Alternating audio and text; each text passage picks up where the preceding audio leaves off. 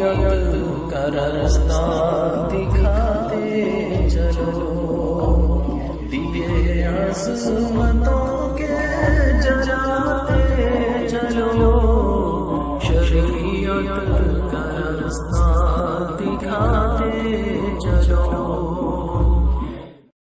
تو میں عرض یہ کر رہا تھا کہ کچھ علوم کسبی ہیں، کچھ علوم وہبی ہیں، ان کے بارے میں تو میں تفصیل سے عرض کر چکا۔ آج میں نے ایک اور بات کرنی ہے، وہ یہ کہ اللہ تعالیٰ نے اسی طرح کچھ مادی اشیاء بھی ایسی بنائی ہیں کہ جن میں اتنی زیادہ اللہ تعالیٰ نے تاثیر رکھی ہے کہ وہ جادو اور جنات کا بھی توڑ کر سکتی ہیں۔ اچھا، پہلے میں ان چیزوں کا قائل نہیں تھا، پھر ہوا یہ کہ ایک مرتبہ میں اپنے بڑے بھائی مفتی عبدالرحیم صاحب، اللہ تعالیٰ نے ان کو بڑا نوازا ہے، بڑی خصوصیات ہیں ان کے اندر، بیک وقت اللہ تعالیٰ نے حافظ بھی، عالم بھی، مفتی بھی اور عملیات کا ماہر بھی بنایا ہوا ہے۔ تو میں عرض یہ کر رہا تھا کہ ایک مرتبہ میں ان کی صحبت میں بیٹھا ہوا تھا تو ایک مریض آیا، شوگر کا مریض تھا، تو بھائی نے انہیں کچھ تعویذ وغیرہ بھی دیے استعمال کے لیے، اور ساتھ ہی کہا کہ دریا کے درمیان کا پانی لے کر آؤ، اس پر میں دم کر کے دوں گا۔ تو جب وہ مریض چلا گیا تو میں نے بھائی سے میں نے پوچھا، میں نے بولا بھائی پانی تو پانی ہی ہوتا ہے، چاہے وہ کنارے کا بھر لے چاہے نلکے کا بھر لے، آپ نے تو دم کرنا ہے، دم میں تاثیر ہے۔ کہنے لگے نہیں، ان چیزوں میں بھی تاثیر ہوتی ہے۔ تو میں خاموش ہو گیا، لیکن میرا دل مطمئن نہیں تھا، وہ سمجھ گئے۔ تو کہنے لگے اچھا کیا کوئی اشکال آ رہا ہے؟ میں نے بولا اشکال تو ہے، لازم بات ہے، ہمارے پڑھنے میں تاثیر ہوگی نا، جو ہم پانی پڑھ کر دیں گے، پانی کی بذات خود۔ کہنے لگے ہے، اس سے فرق پڑتا ہے۔ پھر انہوں نے ایک یعنی دلیل کے طور پر ایک آیت پیش کی، انہوں نے فرمانے لگے کہ اذ یغشیکم النعاس امنۃ منہ وینزل علیکم من السماء ماء لیطہرکم بہ ویذھب عنکم رجز الشیطان ولیربط علی قلوبکم ویثبت بہ الاقدام۔ جنگ بدر کے موقع پر اللہ تعالیٰ نے بارش نازل کی تھی، تو بھائی فرمانے لگے کہ دیکھو اللہ تعالیٰ نے بارش کی خصوصیات 4 ذکر کی ہیں، لیطہرکم بہ، یہ اس پانی کی خصوصیت ہے، ویذھب عنکم الرجز الشیطان، یعنی ایک پاکی حاصل ہوتی ہے اس پانی کے ذریعے، پانی کو پاکی کا ذریعہ قرار دیا، اور دوسرا یہ بھی فرمایا کہ شیطان نے جو تھوڑا بہت وسوسے وغیرہ ڈالے تھے اس کی برکت سے، اس بارش کے پانی کی برکت سے وہ بھی دور ہو گئے۔ وَلْيَرْبِطَ عَلَىٰ قُلُوبِكُمْ، اور دلوں کو بھی مضبوط کر دیا، صحابہ بے خوف بے خطر ہو کر ڈٹ گئے۔ وَيُثَبِّتَ بِهِ الْأَقْدَامَ، اور قدموں کو بھی مضبوط کر دیا، ثابت کر دیا، جما دیا، پیٹھ پھیر کر نہیں بھاگے۔ تو یہ ساری کی ساری خصوصیات پانی کی ہیں نا۔ تو بہرحال میں نے کہا بھائی بات یہ ہے کہ اللہ تعالیٰ تو خالق ہے، ہم مخلوق ہیں، اللہ تعالیٰ تو کر سکتا ہے، ہمیں تو یہ اختیار نہیں ہے کہ ہم بھی کہیں کہ اس پانی کی یہ تاثیر ہے، اس میں نہیں ہے۔ کہنے لگے اچھا اس کا مطلب مطمئن نہیں ہوئے؟ میں نے کہا مطمئن کی بات نہیں۔ کہنے لگے اچھا پھر ایک اور مثال دیتا ہوں، موطا امام مالک امام محمد پڑھی ہے؟ میں نے کہا ہاں میں نے پڑھی ہے۔ موطا امام محمد ہمارے وفاق المدارس کے نصاب میں نہیں تھی، تو جب عالمیہ کا میں نے کورس مکمل کیا تو اس کے بعد پھر تدریس بھی شروع ہو گئی تھی میری، میں جامعہ باغ رسول میں اس وقت میں تدریس کیا کرتا تھا۔ تو اس دوران مجھے یہ ایک دل میں ایک شوق پیدا ہوا کہ یہ کتابیں بھی میں پڑھ لوں۔ تو میرے والد محترم شیخ الحدیث مولانا نذیر احمد صاحب رحمۃ اللہ علیہ، ان سے میں نے خصوصی طور پر وقت لیا، تو انہوں نے پھر مجھے، میرا خیال ہے غالباً سن 2002 میں میں نے موطا امام مالک، موطا امام محمد اور اس کے علاوہ اور بھی فنون کی کچھ کتابیں، حاشیہ عبد الغفور وغیرہ، وہ میں نے پڑھی تھی۔ تو میں نے کہا ہاں میں نے پڑھی ہے۔ کہنے لگے اس میں باب بیع المدبر پڑھا ہے؟ میں نے کہا ہاں میں نے پڑھا ہے۔ کہنے لگے پھر اس میں جو حضرت عائشہ رضی اللہ تعالیٰ عنہ کا واقعہ ہے۔ پھر میں نے کہا ہاں اب مجھے اس بات پر شرح صدر حاصل ہوا، واقعی اللہ تعالیٰ نے تاثیر ایسی رکھی ہے مادی اشیاء میں بھی کہ بہت زیادہ تاثیر ہے کہ وہ جادو جنات کے اثر کو بھی ختم کر سکتی ہیں۔ اچھا تو میں پہلے وہ واقعہ عرض کر دوں، واقعہ کیا ہے؟ واقعہ یہ ہے کہ چاروں خلفاء کا دور گزر چکا تھا، اس کے بعد پھر امام حسن رضی اللہ تعالیٰ عنہ کا دور خلافت بھی گزر چکا تھا. اس کے بعد حضرت امیر معاویہ رضی اللہ تعالیٰ عنہ کا دور چل رہا تھا. اس دور میں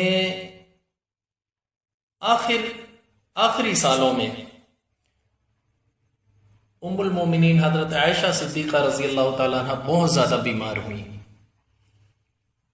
اتنی بیمار ہوئی کہ صحابہ اکرام علاج کرا کر آخر مایوس ہو گئے.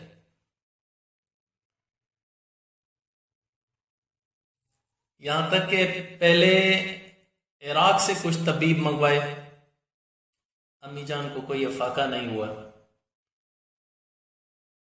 پھر یونان سے منگوائے، کوئی افاقہ نہیں ہوا. یمن سے منگوائے، کوئی افاقہ نہیں ہوا. تو صحابہ اکرام بہت زیادہ پریشان ہو گئے تھے اس مسئلے پر. صحابہ اکرام کی پریشانی بجا تھی. اس کی وجہ یہ تھی کہ جب تک امیر المومنین حضرت علی المرتضیٰ رضی اللہ تعالیٰ عنہ موجود تھے، اس وقت صحابہ اکرام جب بھی کسی مشکل میں پھنس جاتے، کوئی مشکل مسئلہ پیش آ جاتا، تو مولا علی رضی اللہ تعالیٰ عنہ کی طرف رجوع کیا کرتے تھے. اور مولا علی رضی اللہ تعالیٰ عنہ علم کا منبع تھے. ان کے تو روئیں سے گویا کہ علم کے چشمے پھوٹتے تھے. وہ تو علم کا سمندر تھے. ہر مشکل مسئلے کا حل ان کے پاس موجود ہوتا تھا.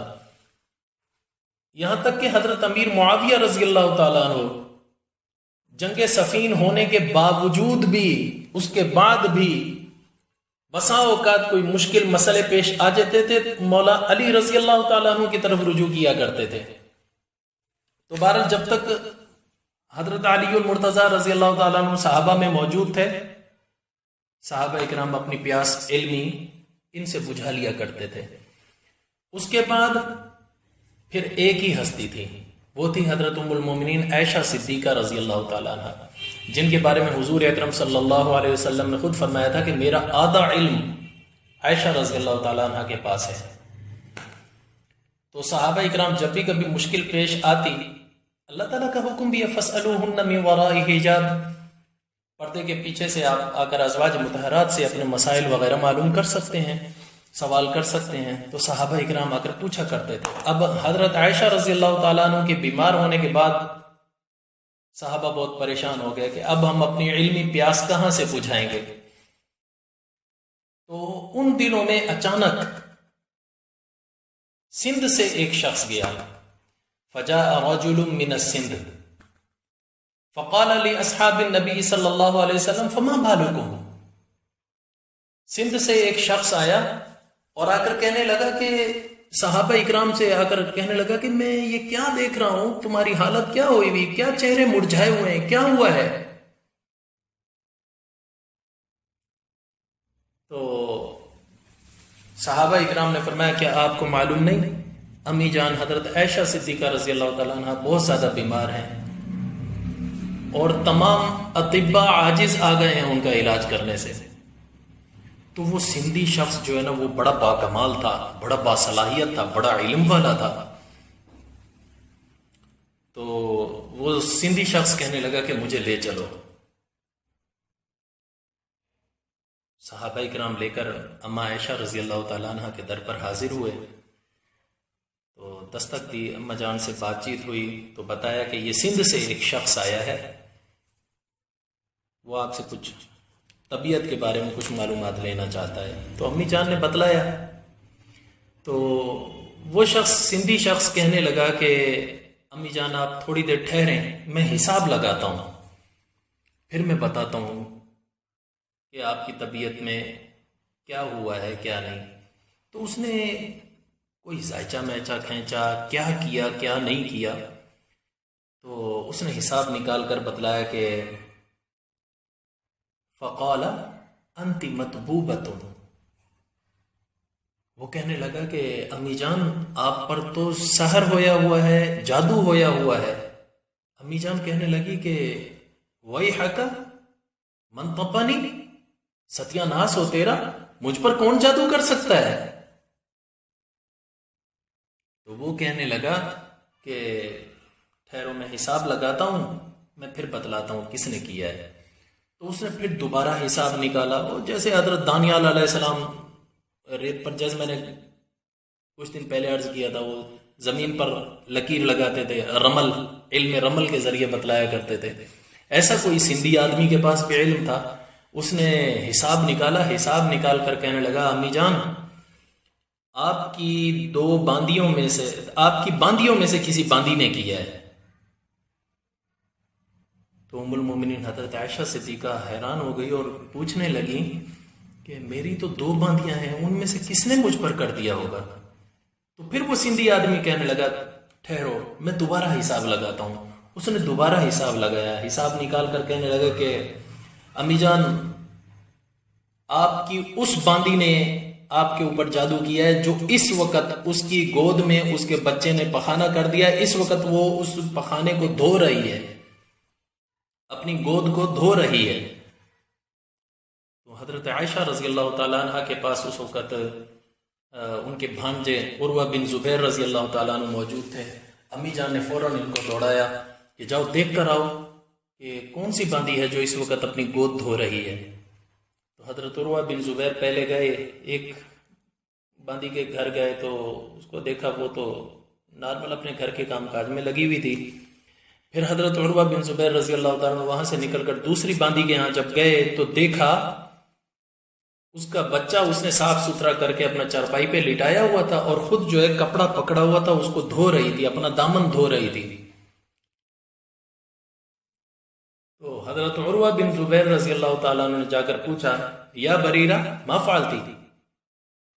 اس باندی کا نام تھا بریرہ. یہ بریرہ حضرت مغیث والی نہیں ہے، ایک حضرت مغیث رضی اللہ تعالیٰ عنہ کی بیوی ہیں. یہ وہ نہیں، وہ تو ایک آزاد عورت تھی. یہ غلام ہے حضرت عائشہ رضی اللہ تعالیٰ عنہ کی. تو بریرہ یہ کیا کر رہی ہو؟ تو وہ کہنے لگی کہ میرے بچے نے میری گود میں جو ہے وہ پیشاب کر دیا تھا، پخانہ کر دیا تھا، میں وہ دھو رہی ہوں. حضرت عروہ بن زبیر رضی اللہ تعالیٰ وہاں سے نکل آئے اور آ کر امی جان کو آ کر بتلایا. امی جان نے فوراً فرمایا کہ ادعو لی، جاؤ بلا کر لاؤ. تو حضرت عروہ بن زبیر دوبارہ گئے، جا کر بلا کر لے آئے. تو حضرت عائشہ رضی اللہ تعالیٰ عنہ نے اس باندی سے پوچھا اسحرتنی، تو نے مجھ پر جادو کیا ہے؟ وہ پہلے تو مانی نہیں، ٹال مٹول سے کام لیا. پھر اس کے بعد وہ مان گئی، کہنے لگی کہ ہاں نعم میں نے کیا ہے. حضرت عائشہ رضی اللہ تعالیٰ عنہ نے پوچھا لما، کیوں؟ میں نے تجھے کیا نقصان پہنچایا ہے جو تو نے مجھ پر جادو کیا؟ وہ کہنے لگی فقالت احببت العتق، میں آزاد ہونے کو پسند کرتی ہوں. آپ نے مدبر کیا تھا مجھے کہ جب میں مر جاؤں تو آزاد ہے. میں نے دیکھا آپ مر ہی نہیں رہی تو اس وجہ سے میں نے سوچا کہ اس طرح مار دوں. حضرت عائشہ رضی اللہ تعالیٰ عنہ کو بہت زیادہ اس باندی پر غصہ آیا. تو حضرت عائشہ رضی اللہ تعالیٰ عنہ نے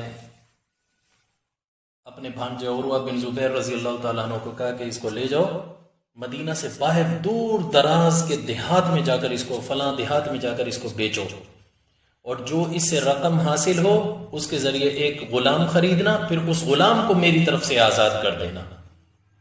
تو حضرت عروہ بن زبیر اس کو اسی طرح دیہات میں جا کر بیچ کر آئے تھے. خیر، تو اس وقت وہاں پر حضرت عائشہ رضی اللہ تعالیٰ عنہ نے اس سندھی آدمی سے پوچھا کہ اب اس جادو کا توڑ کیا ہے، کیا کیا جائے؟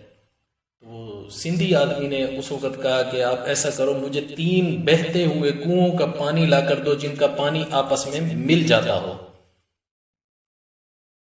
تو ام المومنین حضرت عائشہ رضی اللہ تعالیٰ عنہ سوچ میں پڑ گئی کہ مدینہ منورہ میں تو ایسا کنواں نہیں ہے. تو وہاں پر حضرت سعد بن زرارہ رضی اللہ تعالیٰ عنہ کے بیٹے عبد الرحمن بھی موجود تھے. وہ کہنے لگے امی جان میں جانتا ہوں مدینہ سے باہر فلاں علاقے میں 3 کنویں ہیں ایسے. تو حضرت عائشہ رضی اللہ تعالیٰ عنہ نے پھر ان کو بھیجا کہ جاؤ جا کر لے کر آؤ.